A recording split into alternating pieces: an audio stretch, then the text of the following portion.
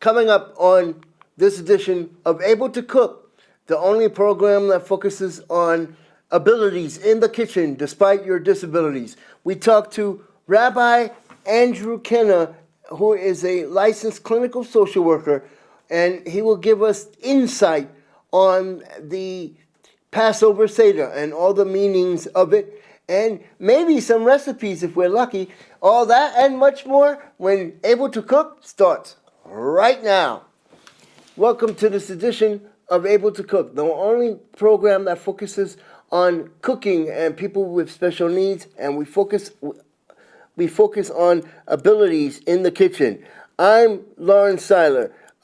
We have Rabbi Andrew Kenner, who is a licensed clinical social worker dedicated to helping individuals and families navigate through challenges through spiritual and psychological perspectives. After earning his bachelor's degree in psychology from the University of Pennsylvania, Rabbi Kenner worked for several years in the management consulting industry before entering the nonprofit sector as a rabbi and as a social worker. He currently holds dual rabbinic ordination from the Rabbi Isaac Elchanan Theological Seminary and the Rabbinical College of America, which he earned a master's in religious education. In addition, Rabbi Kenner holds a master's in Jewish philosophy and from the Jewish philosophy from Yeshiva University.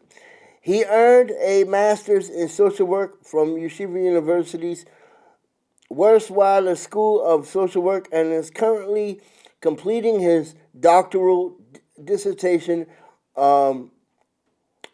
there on the role between rabbis and mental health. Welcome. That's a big mouthful. And here we're on Able to Cook. Welcome to Able to Cook, Rabbi Andrew Kenner. Thank you for joining us. We're talking about the Seder and the importance of it. So why don't we jump right into that? What is the Passover Seder, and we'll go from there. Okay, well, first of all, thank you so much, Larry, for having me on the show, and thank you for the important and the high quality work that you do for the community and the greater community at large. It's really, really incredible, and it's a great honor to be here. Thank you so much. Mm-hmm. So Passover is the Jewish holiday that's known as, in Hebrew, as Zaman Chayritenu, which means the time of our freedom. And it commemorates the Exodus, the story of the Exodus from Egypt, which occurred over 3,300 years ago. And so there are a number of elements to the holiday, but of course the most famous is the Seder, the Passover Seder. The word Seder in Hebrew, if you go to Israel, people will say, "Oh, Hakol Beseder." Everything is in order, and there's a specific order which perhaps we'll get to in the Passover Seder, in which we tell the story of the Exodus, we sing certain songs, and we also eat certain symbolic foods as well that carry deep meaning. Mm-hmm. Can you explain the Passover Seder and what Passover is according to the book? Now we're getting to the book of Exodus and the Torah. Sure. So the book of Exodus, which is the second book of the 5 books of Moses, the Torah, describes in detail the slavery which the Jewish people endured for 210 years in Egypt until the greatest Jewish prophet Moses came and was the first redeemer, who redeemed the Jewish people from slavery and from servitude in Egypt over 3,300 years ago. the Seder, the Passover Seder, contains verses from the Torah that talk about that process of going from exile to redemption. And it involves a few very specific rituals. One of them is that we drink 4 cups of wine, and we spread them out throughout the evening, and we drink them at very specific times as we really not only celebrate or commemorate, but we actually re-experience the Exodus from Egypt. Maimonides, known as the Rambam, who lived in the 12th century, so the Rambam actually codifies in Jewish law that every person must see himself or herself as if they were actually leaving Egypt. And so many of the things, all of the things that we do on Passover night are to get us into that mindset and into that heart space to actually experience the process from Exodus, from exile to redemption, the process of the Exodus. Okay. Um, let's second question. What resources are available? Oh wait, hold on. I think yep. Here we go. What resources are available to help people with special needs understand and participate in the Seder more meaningfully?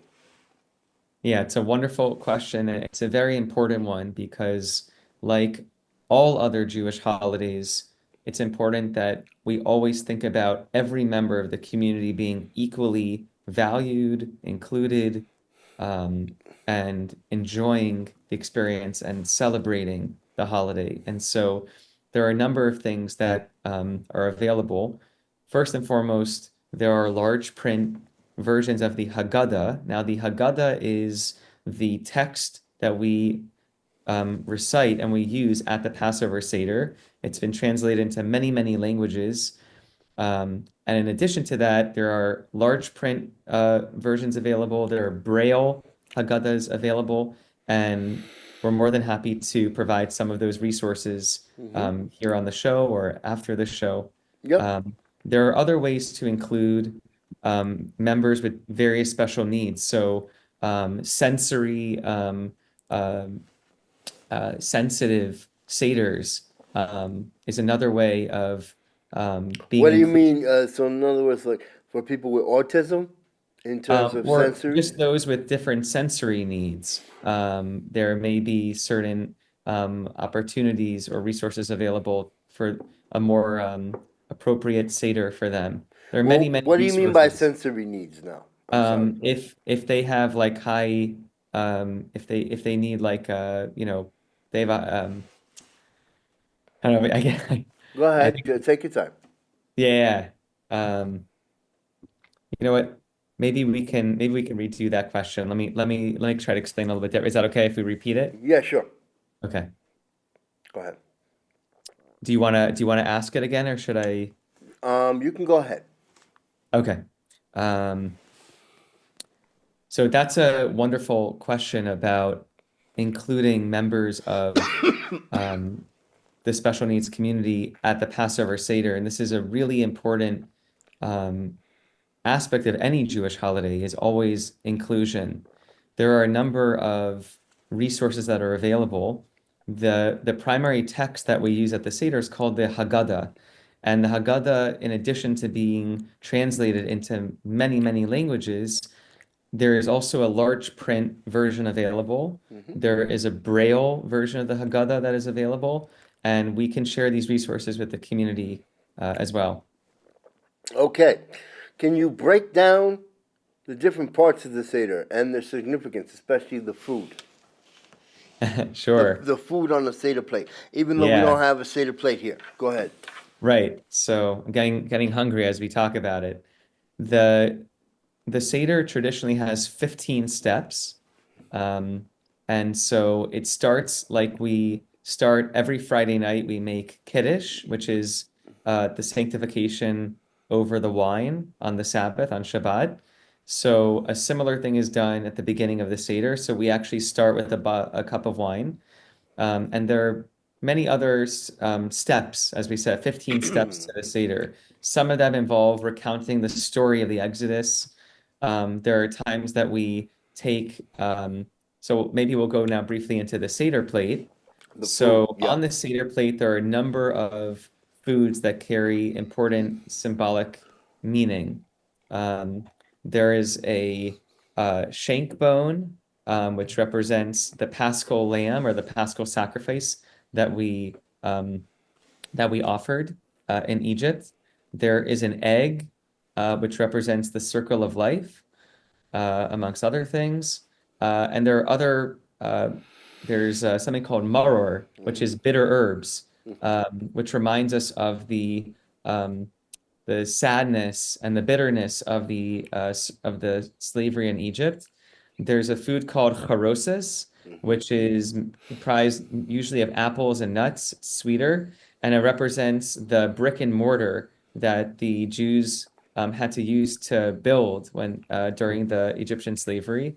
And maybe most famous is the matzah, which is the unleavened bread that, of course, we eat for all 7 or 8 days of Passover. Okay. Um, let's go to the other questions here. Okay. Um,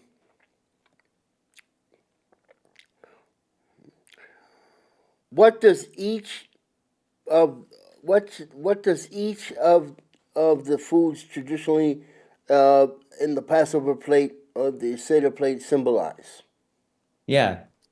So we mentioned a little bit about the maror and the charoses. As you mentioned, the bitter herbs. Yeah, we're good. Hmm. Go ahead. The Keep going. bitter herbs and the apple nut combination, which represents the brick and mortar, both representing the enslavement in Egypt. In addition to that, as you mentioned, there's a shank bone, which represents the Paschal sacrifice, and there's an egg. Um, and we have the matzah. Now, the matzah has many, many levels of meaning and symbolism.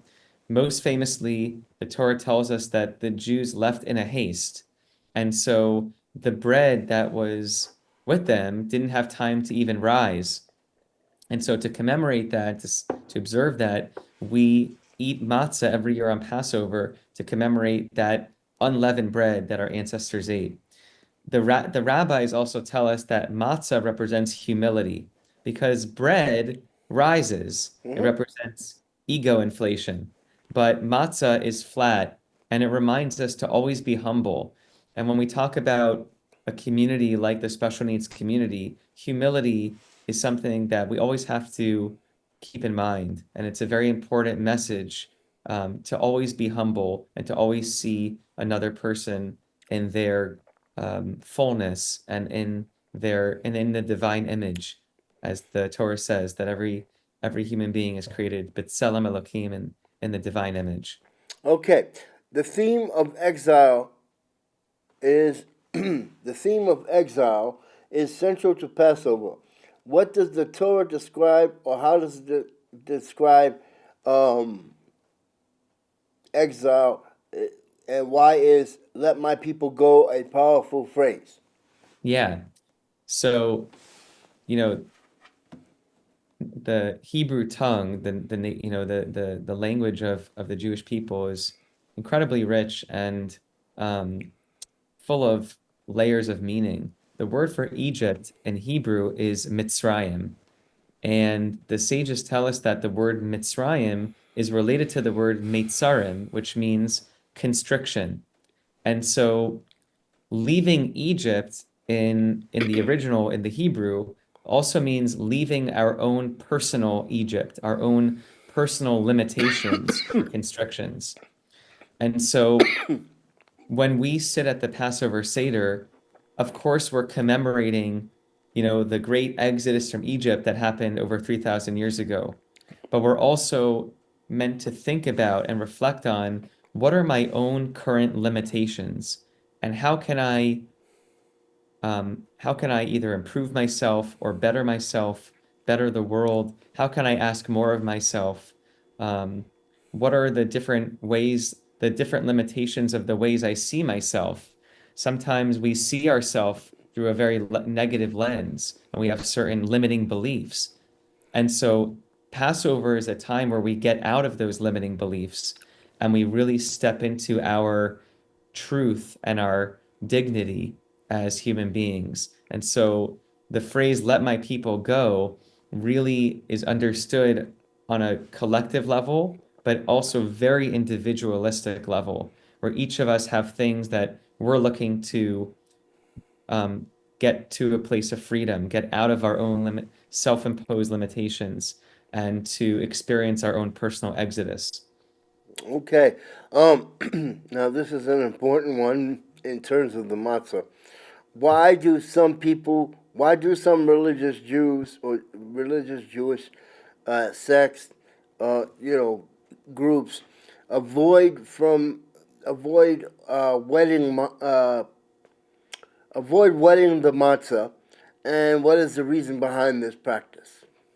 Yeah, so it's a very, very good question. One of the customs for at least several hundred years, it appears, is that in addition to not eating bread, which means leavened products on Passover, there are certain Jewish groups that add an additional stringency to not allow the matzah to come in contact with water. The concern is that there might be a part of the matzah that wasn't fully baked and could potentially start to rise and become leavened, as it were, after making contact with water. Now, this concern is not necessarily an actual bona fide concern. However, the in the spirit of the holiday and being very careful to stay away from leavened products, there are some Jews that adopted this stringency.